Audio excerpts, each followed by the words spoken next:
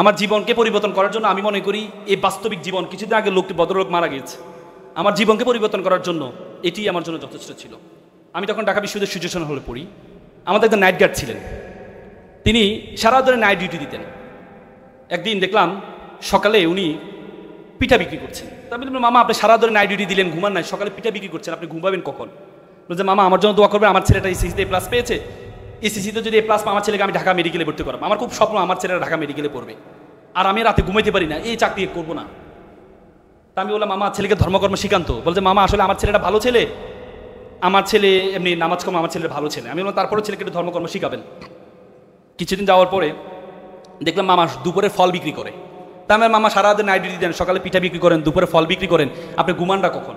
যে মামা আমার জন্য দোয়া করবো, আমার ছেলেটা এসএসসিতে প্লাস পেয়েছে, তার কোচিং ভর্তি করে দেবো, 20-30 হাজার টাকা লাগবে, এই জন্য আমি কষ্ট করছি। তো পরবর্তীতে আমি তাকে নিয়ে রেটিনাতে ভর্তি করে দিলাম, ছাড়ের ব্যবস্থা করে দিলাম।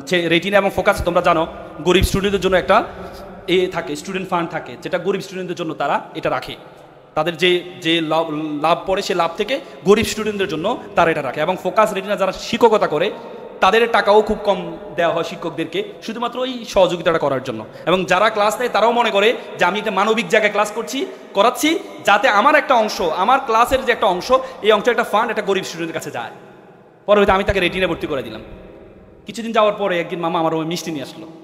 কি উদ্বেলিত, কি উদ্ভাসিত, কি আনন্দিত!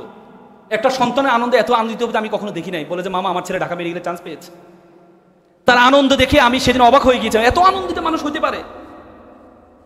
তার কিছুদিন যাওয়ার পর, 3 থেকে 4 মাস যাওয়ার পরে একদিন দেখলাম মামা, আমি রাতে 12টা 12:30, আমরা রাতে 12টা 12:30 বাজে ব্যায়াম করতে বের হই, মল চত্বরে বের হই, ব্যায়াম করতে বের হয়ে হলাম, দেখলাম যে মামা টেবিলের নিচে দিয়ে পাতা পরে কান্না করছে। তা বললাম, মামা আপনি কান্না করছেন? যে মামা আমার জন্য আমাকে মাফ করবেন। মানে মামা কি হয়েছে? বাবা আমাকে ক্ষমা করবেন। যে মামা কি হয়েছে আমাকে বলেন, আপনার ছেলে ঢাকা মেডিকেলে পড়ে, আপনি কান্না করছেন কেন? বলছে, মামা আমার ছেলেটা ইয়াবা আসক্ত। মামা আমার ছেলেটা ইয়াবা আসক্ত। বিশ্বাস করেন মামা, আমি মনে করছিলাম আমি যখন অসুস্থ হব আমার ছেলেটা আমাকে সুস্থ করবে। আজকে আমি সুস্থ মানুষকে আমার ছেলে অসুস্থ বানিয়ে দিচ্ছে। এমন বর্বর ছেলে আমি চাইনি, এমন অসভ্য ছেলে আমি চাইনি। আমার ভাইয়ের ছেলে দিনমজুর, সারাদিন রিক্সা চালিয়ে এসে মা বাবার সাথে একসাথে খাওয়া দাওয়া করে। বিশ্বাস করেন মামা, আজকে 3 মাস আমি আমার ছেলেকে দেখি না। এমন অসভ্য ছেলে আমি কখনো চাইনি, এমন বর্বর ছেলে আমি কখনো চাইনি। আজকে আমরা সুস্থ মানুষ, আমার ছেলে আমাকে অসুস্থ বানিয়ে দিচ্ছে। With due respect to our guardians, with due respect to our guardians, আপনি আপনার ছেলেকে ডাক্তার বানালেন, ইঞ্জিনিয়ার বানালেন, কোনো কাজে আসবে না। এই ছেলের মধ্যে যদি ধর্মীয় জ্ঞান না থাকে, এই ছেলে ভয়ঙ্কর আকার ধারণ করবে, ভয়ঙ্কর আকার ধারণ করবে। ইংল্যান্ডের শিক্ষা কমিশনের চেয়ারম্যান ছিল স্টিভলি হিল। ইংল্যান্ডে 40 বছর কোনো ধর্ম ছিল না, শিক্ষা ব্যবস্থা কোনো ধর্ম ছিল না। স্টিভলি হিল একদিন চিৎকার করে বলছিলেন, if you teach your children 3 years reading, writing and arithmetic, তুমি তোমার সন্তানকে 3টি আর শিক্ষা দাও, রিডিং, রাইটিং, আর্থমেটিক। তুমি যে তোমার সন্তানকে 4র্থ আটটি শিক্ষা দিতে বলে দাও, দ্যাট ইজ আ রিলিজিয়ন, তাহলে তুমি তোমার সন্তান থেকে 5ম আটটি পাবা, রেসকেলিটি, বর্বরতা, বর্বরতা, বর্বরতা। ধর্ম আপনাকে শিক্ষা দেয়, ওয়াকফিদ রাহুমা জানাউজ্জুলে মিনার রহমা ওয়াকুল রব্বির হামহুমা কমা রব্বায়ানি সগীরা। হে আল্লাহ, আমার মা বাবা আমাকে যেভাবে লালন পালন করেছে, তুমি আমার মা বাবাকে সেভাবে লালন পালন করো। ধর্ম আপনাকে শিক্ষা দেয়, ওয়ালা তাকুল্লাহুমা উফি ওয়ালা তানহারহুমা ওয়াকুল্লাহুমা কাউলান কারীমা। মা বাবার সাথে উফ শব্দের পর্যন্ত ব্যবহার করো না। আল্লাহ রাসূল বলেছে, মাল্লাম ইউরহামা সগীরানা ওয়ালাম ইউআখিরু কাবীরানা, তুমি আমার উম্মত নয় যদি বড়দেরকে শ্রদ্ধা না করো, ছোটদেরকে স্তব না করো। It's the religion, it's the religion. Each and every religion are emphasise to respect parents. অত সৈন্য হকল কামরূহ রহিত কপতগিনী নির্বিষ্টা হতলবক পিঙ্গ কদলি কুঞ্জ প্রমদ মানরা। প্রত্যেকটা ধর্ম পিতামাতাকে শ্রদ্ধার কথা বলেছেন।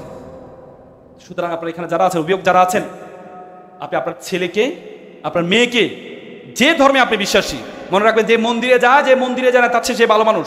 যে মসজিদে যায়, যে মসজিদে যায় না তার চেয়ে সে ভালো মানুষ। যে গির্জায় যায়, যে গির্জায় যায় না তার চেয়ে সে ভালো মানুষ। আপনি আপনার সন্তানকে ধর্ম শিক্ষা দিতে ভুলে যাবেন না। আর তোমরা এখানে যারা আছো, তোমাদের বিশ্ববিদ্যালয়ে চান্স পাওয়ার জন্য একটি মাত্র স্লোগান মনে রাখবা, মায়ের বাবার দোয়া যদি তুমি নিতে পারো। মনে রাখবা, মায়ের দোয়া এবং ব্যর্থতা একসাথে চলতে পারে না, পারে না, পারে না। মা বাবার দোয়াটা একটু নিবা। যদি মা বাবার দোয়া নিতে পারো আর চেষ্টা সর্বোচ্চ করতে পারো, তাহলে তুমি কখনো ব্যর্থ হবে না। পারবা তো ইনশাল্লাহ? আমাদের দেশটা এবার বাংলাদেশ এত সুন্দর একটি দেশ, 2000 মানুষ জীবন দিয়েছে আমাদের দেশের জন্য, সুন্দর করার জন্য। পৃথিবীতে এত সুন্দর দেশ তুমি কোথাও পাবা না।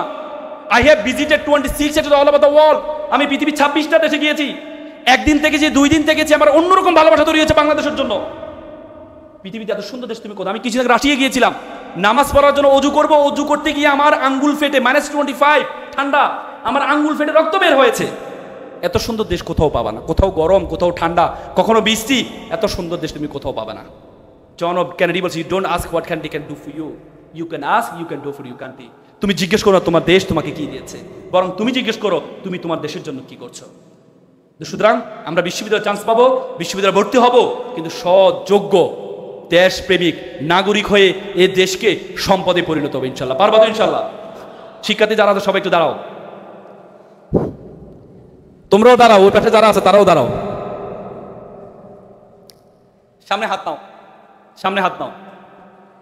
বলো আমার সাথে বলবা, আমিও বলবো, ঠিক আছে? বলো আমি ওয়াদা করছি, লাউডলি বলো, রাজকীয় সন্তানটা তোমার রাজশাহী সন্তান, লাউডলি বলো, বলো আমি ওয়াদা করছি খারাপ কিছু দেখবো না, খারাপ কিছু শুনবো না, খারাপ কিছু বলবো না।